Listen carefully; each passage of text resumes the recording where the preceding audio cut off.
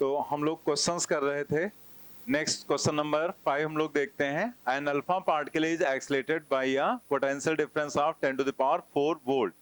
Find the change in its direction of motion if it enters normally in a region of S 0.1 metre. वही limited width वाला ये case हो गया, ठीक है।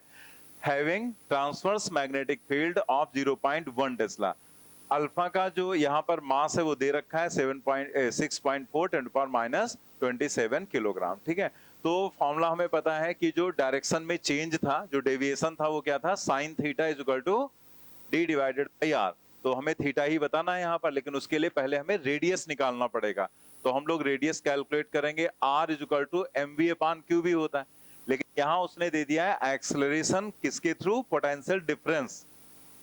मतलब हम रूट टू एम के वाला कॉन्सेप्ट यूज करेंगे, root two M K and divided by M V upon क्या होता है, क्यू बी। तो यहाँ नीचे आ जाएगा भी, लेकिन के नहीं दिया गया है। के की जगह पर आपको यहाँ पर दिया गया है डेल्टा वी, ठीक है। तो Q into delta we divided by क्या हो जाएगा, क्यू बी। तो हम लोग यहाँ पर देखेंगे रूट टू वैल्यूज रखते हैं। मास कितना है 6.4 into 10 to the power minus 27। और जो चार्ज होता है अल्फा पर कितना होता है, क्या होता है, 2 टाइम्स इलेक्ट्रॉनिक चार्ज के होता है ना। तो चार्ज होता है 3.2 into 10 to the power minus 19। और जो पोटेंशियल डिफरेंस है वो कितना है 10 टू द पावर 4, ठीक है। डिवाइडेड बाई Q हो गया 3.2 into 10 to the power minus 19। और मैग्नेटिक फील्ड कितनी है 0.1, ठीक है। तो यहां पर हम लोग देख सकते हैं कि इसे हम लोग ऐसे लिख सकते हैं, रूट के अंदर 6.4 इंटू 3.2 इंटू 2 भी कर दें, 6.4 हो जाएगा। और into 10 to the power solve करेंगे तो ये कितना आ जाएगा, यहाँ पर जैसे ये 15 हो जाएगा ना, ऐड कर देंगे ना 15, और ये हो जाएगा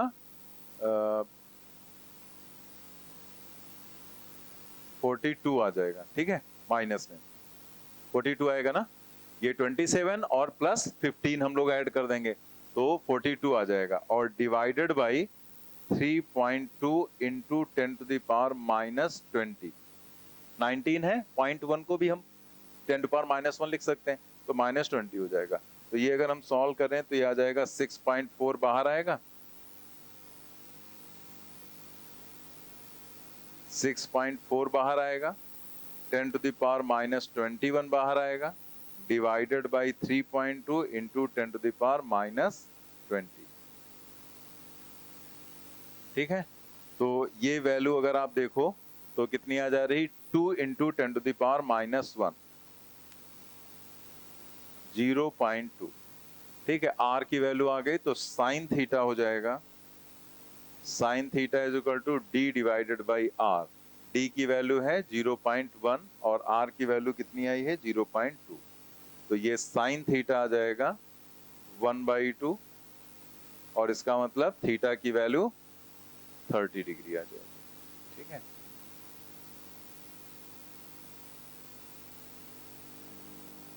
नेक्स्ट क्वेश्चन देखते हैं। When a proton is release from rest in a room, it starts with an initial acceleration a naught towards west. When it is projected towards north with speed v naught, it moves with an initial acceleration 3a naught towards west. मतलब उसी direction में उसका acceleration बढ़ जा रहा है।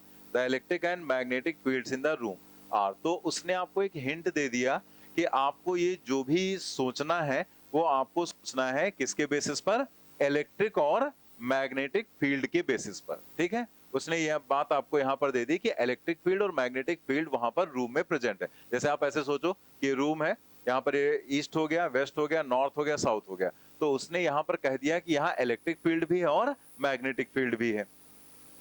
तो आपको उसने पहली कंडीशन जो दी है, तो हम यहाँ दोनों कंडीशंस आपको बनाकर दिखा दे रहे हैं, ठीक है, जिससे कि आपको यहाँ पर क्लियरिटी रहेगी कि बाद में, और लिखवा भी देंगे कि बाद में देखेंगे तो आराम से आपको समझ में आ जाएगा। तो हम दोनों कंडीशंस यहाँ पर बना रहे हैं। जैसे पहली कंडीशन यहाँ पर हम इधर दिखा रहे हैं, पहले देख लो आप यहाँ पर, जैसे ये हो गया नॉर्थ, ये हो गया साउथ, ये हो गया ईस्ट और ये हो गया वेस्ट, ठीक है।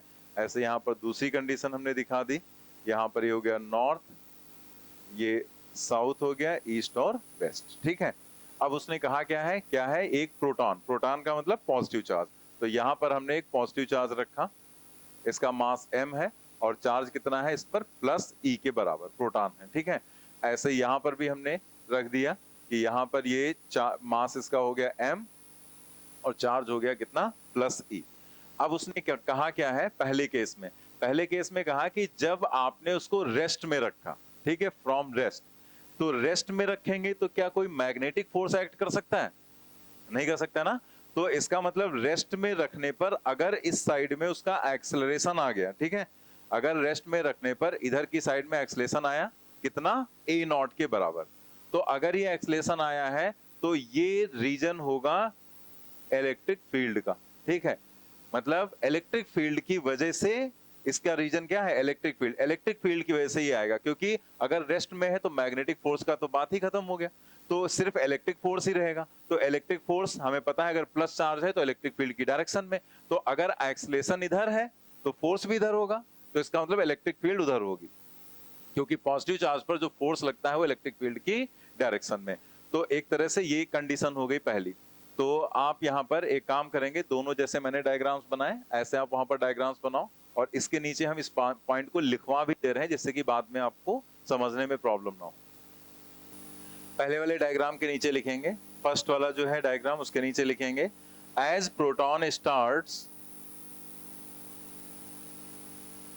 as proton starts to move towards west,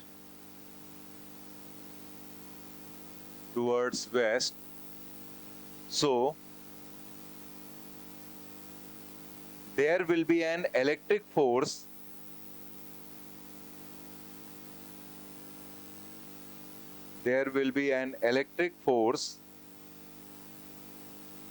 due to electric field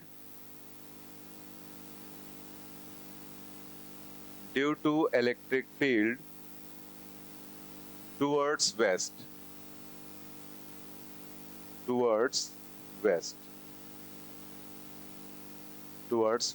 ठीक है।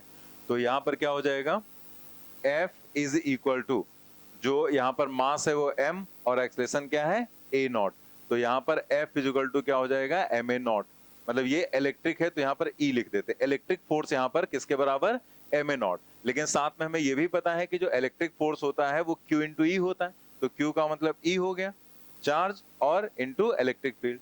भाई जैसे अगर ये एक्सेलरेशन इस इलेक्ट्रिक फोर्स की वजह से आया है तो उसे हम ma नॉट लिखेंगे, और E इज इक्वल टू क्या हो जाएगा, ma not.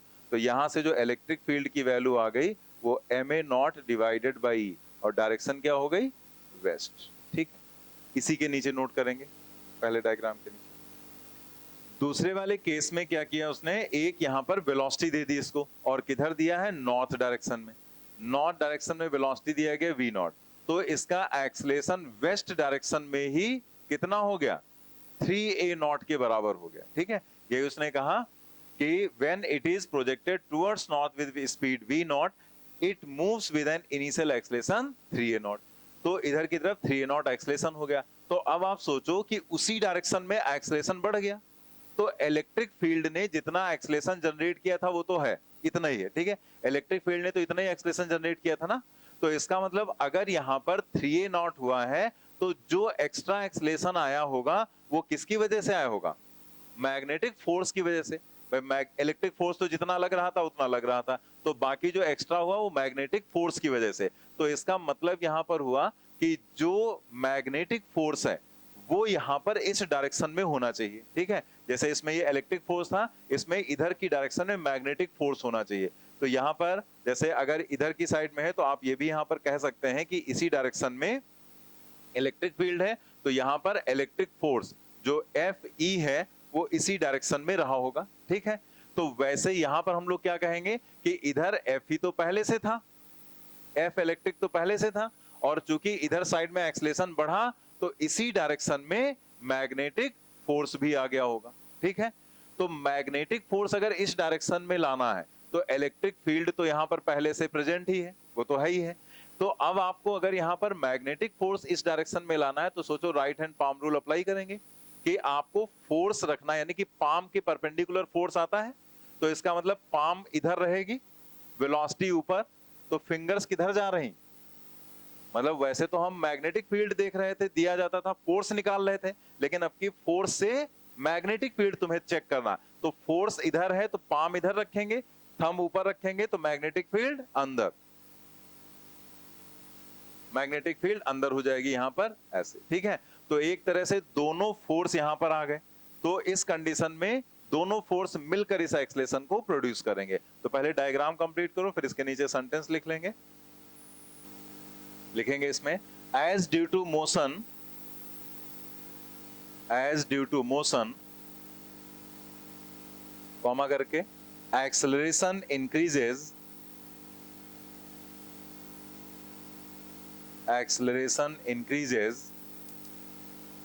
it means force increases,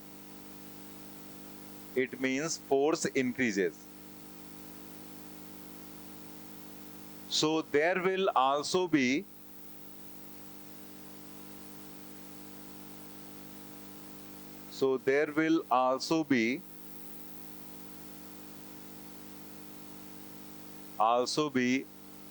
a magnetic force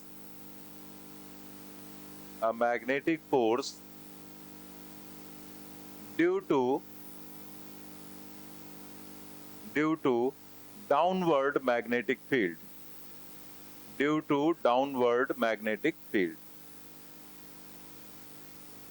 downward magnetic field, down ही बोलेंगे ना क्योंकि नॉर्थ साउथ ईस्ट वेस्ट है ना, तो वो तो ऐसे रहेगा, तो जो अंदर इसमें बोर्ड है तो उस पे तो अंदर दिखाएंगे, लेकिन एक्चुअल में कैसे है, डाउनवर्ड, ठीक है।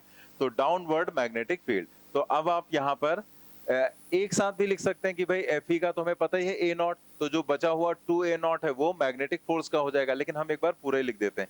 तो जैसे हम यहाँ पर लिखेंगे कि F M plus F E is equal to 3a not और इंटू एम, वही m इंटू ए नॉट हो जाता है ना, ठीक है। तो ये हो जाएगा, तो यहां से Fm की जगह पर Fm पहले से लिख देते हैं, Fm is equal to 3ma not and minus Fe, और Fe कितना है ma नॉट, तो 3ma not minus ma not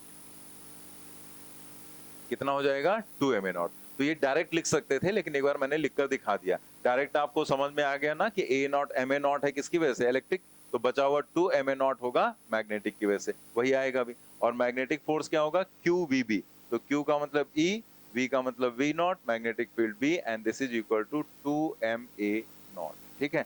तो यहां से अगर आप देखें तो मैग्नेटिक फील्ड की वैल्यू क्या आ जाएगी, B is equal to 2ma not and divided by EV not, ठीक है, और इसकी डायरेक्शन हो जाएगी down, 2ma not upon EV not downward, fourth option correct हो जाएगा।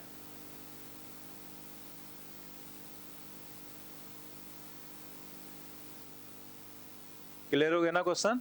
तो क्वेश्चन में ऐसा कुछ था नहीं, बट थोड़ा सा समझने वाली बात थी यहाँ पर कि वो हमसे कहना क्या चाह रहा है। तो बाकी ऐसे एग्जाम में इतना ज्यादा कुछ लिखने की जरूरत नहीं रहेगी, सेंटेंसेस वगैरह तो मैंने इसलिए लिखा दिया कि आपको वो चीज समझ में आ जाए, ठीक है, कि हाँ प्रॉपर इसमें कहा क्या जा रहा है, ठीक। तो सारी चीज लिख दी गई हैं, आप उसको एक बार पढ़ेंगे तो प्रॉपर क्लियर हो जाएगा। तो इसमें वही था कि एक बार यहाँ पर एक्सलेशन सिर्फ रेस्ट की कंडीशन, बस हमें ध्यान क्या देना था कि अगर रेस्ट की कंडीशन में फोर्स लग रहा है तो वो इलेक्ट्रिक की वजह से होगा, मैग्नेटिक की वजह से नहीं, और अगर वेलोसिटी देने पर फोर्स बढ़ जा रहा है तो जो बढ़ा हुआ फोर्स है वो किसकी वजह से होगा, मैग्नेटिक की वजह से, ठीक है। वापस आ जाते हैं थ्योरी वाले पार्ट में, ठीक है। तो हम लोग का ये पहला टॉपिक था moving charge in magnetic field. अब हम लोग यहां पर देखने जा रहे हैं current carrying conductor in magnetic field. तो जैसे एक चार्ज पार्टिकल अगर मूव करता है तो उस पर फोर्स लगता है, तो वैसे ही अगर यहां पर करंट कैरिंग एलिमेंट है मैग्नेटिक फील्ड कैसे भी आपको दिखा दी गई। वैसे हम लोग के लेवल में ज्यादातर जो क्वेश्चंस रहेंगे वो सब यूनिफॉर्म के रहेंगे, तो उसको स्पेशली अलग से भी हम लोग अभी देखेंगे। यहाँ पर ऐसे जनरल पहले आपको बताया जा रहा है। तो यहाँ पर अगर आप देखो तो मैग्नेटिक फील्ड ऐसे रैंडमली दिखा दी गई, एक करंट कैरिंग एलिमेंट। तो हमें पता है कि अगर करंट कैरिंग एलिमेंट है तो उसमें अपोजिट डायरेक्शन में बहुत सारे इलेक्ट्रॉन्स फ्लो कर रहे होंगे, ठीक है। तो एक तरह से बहुत सारे चार्ज मूव कर रहे हैं, तो फिर अगर एक चार्ज पर फोर्स लगता है तो उन सारे इलेक्ट्रॉन्स पर फोर्स लगेगा। इसका मतलब इस पूरे कंडक्टर पर फोर्स लगेगा। तो यहाँ पर ये कंडक्टर दिखा दिया गया, इसका एक छोटा सा पार्ट ऐसे डीएल दिखा दिया गया है और एंगल यहाँ पर दिखा दिया गया थीटा, ठीक है। तो यहाँ पर क्या हो जाएगा, force on a current carrying conductor in a magnetic field, force acting on a small element of the wire is given by. तो यहाँ पर जो फोर्स हम लोग देंगे वो हो जाएगा DF is equal to I DL cross B, ठीक है। ये यहां पर फोर्स रहता है, इस फॉर्मूले से दिया जाता है। और अगर हमें इसका मैग्नीट्यूड लिखना है,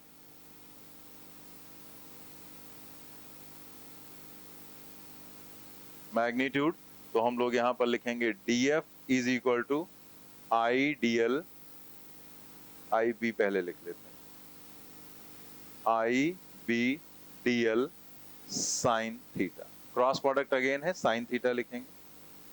और अगर आपको नेट फोर्स का भी निकालना है तो नेट फोर्स आप लिखेंगे F is equal to integration of DF, ठीक है। मतलब उसी जो डीएफ है उसी को आप इंटीग्रेट कर देंगे, तो उसमें कुछ करना नहीं, बस ऐसे बता दिया गया, उसी को इंटीग्रेट करके आप नेट फोर्स कैलकुलेट कर लेंगे, ठीक है। नोट कर,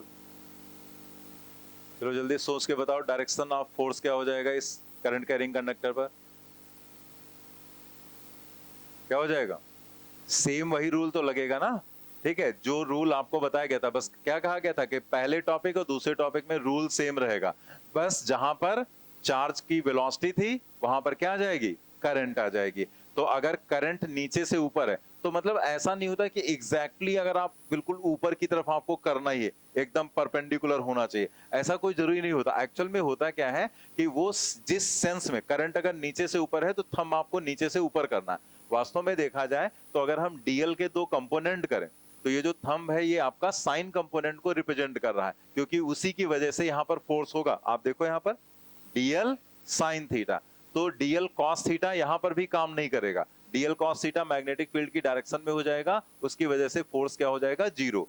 तो सिर्फ डीएल साइन थीटा काम करेगा। तो अब हम लोग ये थोड़े करेंगे कि डीएल का हम बैठ के वहां पर मैग्नीट्यूड वो कंपोनेंट करेंगे। बस अगर नीचे से ऊपर की तरफ करंट जा रही तो थंब नीचे से ऊपर की तरफ आपको रखना है, ठीक है, क्योंकि वो डीएल साइन थीटा में ऑटोमेटिकली सेट हो जाएगा।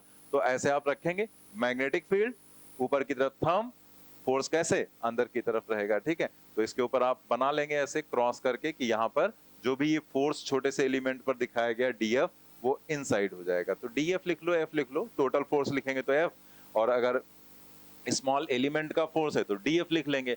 तो वो तो हमें डायरेक्शन से सिर्फ मतलब है कि जो भी फोर्स लगेगा वो इनवर्ड लगेगा यहाँ पर, ठीक है।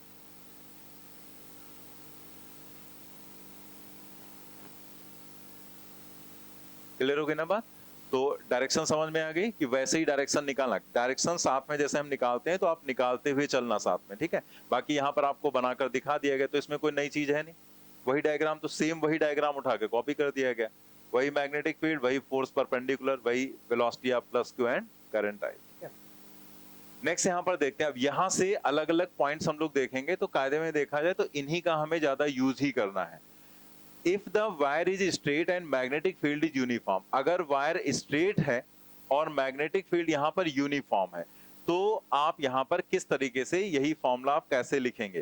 तो आप यहाँ पर जैसे अभी जो पीछे हमने लिखा था एफ नेट फोर्स, तो F is equal to integration of हो जाएगा डीएफ, और डीएफ क्या था, I B DL sine theta.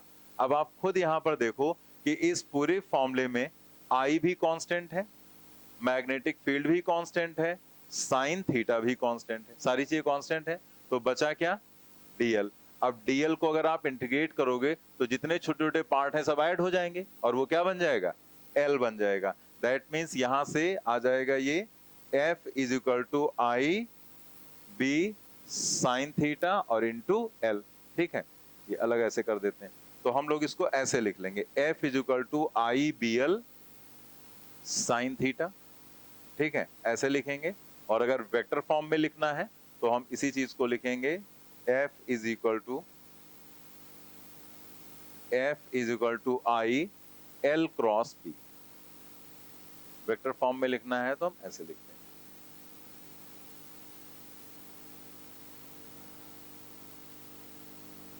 यहां पर L के लिए देखो क्या लिखा गया है, it is a displacement vector. तो इसका मतलब अभी आपको समझ में आ जाएगा, बस आपको डिस्प्लेसमेंट का मतलब पता होना चाहिए, तो वो तो पता ही होगा ना, ठीक है। डिस्टेंस और डिस्प्लेसमेंट को अच्छे से बताया गया था कि अगर इधर उधर कैसे भी जाए, जो डायरेक्ट डिस्टेंस होती है वो डिस्प्लेसमेंट होती है। मतलब यहाँ पर जो L है वो डिस्प्लेसमेंट वेक्टर की तरीके से आप ट्रीट करेंगे, और इसकी डायरेक्शन किधर से किधर लेंगे, डायरेक्शन ऑफ करंट। अगर करंट नीचे से ऊपर की तरफ है तो डिस्प्लेसमेंट वेक्टर नीचे से ऊपर की तरफ ही रहेगा यहाँ पर, ठीक है। तो उसे अगर वेक्टर फॉर्म में लिखना है, जैसे अगर आप L को यहाँ वेक्टर फॉर्म में लिखना चाहेंगे तो L वैसे तो यहाँ लेंथ दिखाई गई तो दोनों तरफ ऐसे एरो बनाकर दिखा दिया गया, लेकिन अगर इसी को आपको वेक्टर फॉर्म में यहाँ लिखना होगा तो आप कैसे करेंगे यहाँ पर, जैसे अगर इसी को वेक्टर फॉर्म में लिखना है तो आप ऐसे बनाएंगे वेक्टर, इधर टेल रखेंगे, इधर हेड रखेंगे और यहाँ पर ऐसे L दिखा देंगे, ठीक है। तो ये डिस्प्लेसमेंट वेक्टर की तरीके से आप इसको ट्रीट करेंगे। जैसे यहाँ पर जो L बताया गया, तो ये L अगर वेक्टर फॉर्म में है तो वेक्टर फॉर्म में इसको ऐसे ट्रीट करना। अगर मर्जी है बनाना चाहो तो ऐसे बना लो, जैसे ये तो लेंथ हो गई, लेकिन अगर उसको डिस्प्लेसमेंट के फॉर्म में रखना है तो आपको ऐसे यहाँ पर लेना है, initial to final, initial to final. तो इसी में हम लोग दूसरा पॉइंट देखते हैं, if magnetic field is uniform and wire is not straight.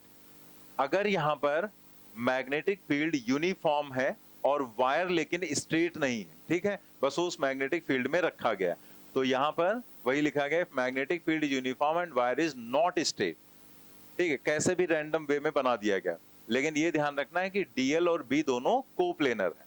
मतलब ऐसा नहीं कि आधा पार्ट बाहर निकल कर आ गया, ठीक है, तो फिर जो बाहर मैग्नेटिक फील्ड किया जाएगा तो उस पर फोर्स ही नहीं लगेगा। तो यहाँ पर पूरा उसी में मैग्नेटिक फील्ड के अंदर ही होना चाहिए इस तरीके से। तो ये अगर कंडीशन है तो यहाँ पर अगर आप फॉर्मूला लिखेंगे तो आपको फॉर्मूला इसके ऊपर जो फोर्स है, अच्छा यहाँ पर भी अगर डायरेक्शन देखो तो जो नेट फोर्स लग रहा है उसकी डायरेक्शन इनवर्ड ही तो हो जाएगी, क्रॉस में हो जाएगा ना। मैग्नेटिक फील्ड इधर, करंट नीचे से ऊपर की तरफ जा रही है तो बस थंब नीचे से ऊपर की तरफ होना चाहिए, फोर्स कैसे, इनवर्ड, ठीक है। तो यहाँ पर देखो आप, यहाँ पर अगर आप फोर्स लिखेंगे F इज इक्वल टू, तो इसमें भी वही सेम चीज लिखनी, यहाँ पर कुछ अलग नहीं लिखना है आपको। अगर इसे लिखना है तो वही IBL साइन थीटा ही लिखें, बार बार वेक्टर फॉर्म हम लोग नहीं लिखेंगे, ठीक है। वेक्टर फॉर्म लिखोगे तो वही L क्रॉस B हो जाएगा, तो IBL साइन थीटा आपको रखना है यहाँ पर, ठीक है। तो आप यहाँ पर देखो L क्या है, L इसकी लेंथ नहीं ली गई बल्कि डिस्प्लेसमेंट वेक्टर, मतलब इनिशियल से फाइनल, ये डायरेक्ट जो है इसको L लेंगे और इसी का जो मैग्नेटिक फील्ड के साथ एंगल होगा वो आपको यहां पर लेना है, ठीक है। फॉर्मूला लिख लेंगे। अगर इसे भी वेक्टर फॉर्म में अगर आप लिखना चाहें तो वैसे ही वेक्टर फॉर्म लिखेंगे, I L क्रॉस B, क्या आएगा, 2IB R, बस यहां पर क्या आ जाएगा, 2IBR। जैसे अगर आप देखो तो F is equal to IBL sine theta होता है, ठीक है।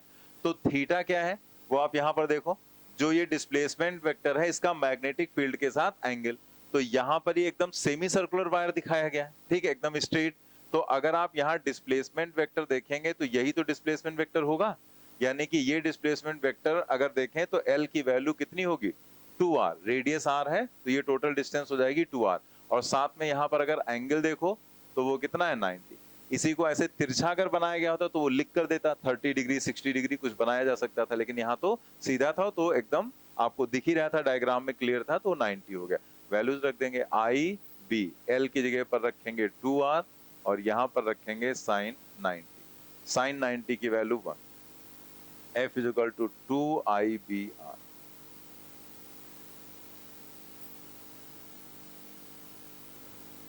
डायरेक्शन क्या हो जाएगी, इनवर्ड आउटवर्ड, इनवर्ड, ठीक है। करंट अगर ऐसे जा रही है तो करंट की डायरेक्शन में आप जो डिस्प्लेसमेंट वेक्टर है उस पर भी रख सकते हैं, या इसी में करंट की डायरेक्शन में थंब रखेंगे towards the magnetic field fingers, palm का परपेंडिकुलर इनवर्ड। इसका मतलब इस वायर पर जो डिस्प्लेसमेंट वेक्टर पर निकलेगा वही इस पर निकल कर आएगा, ठीक है। तो चाहे इस पर आप लगाकर देख लो रूल, चाहे इस पर लगाकर देख लो, सेम ही आएगा। तो यहाँ पर जो मैग्नेटिक फोर्स हो जाएगा वो इनवर्ड हो जाएगा, ठीक है।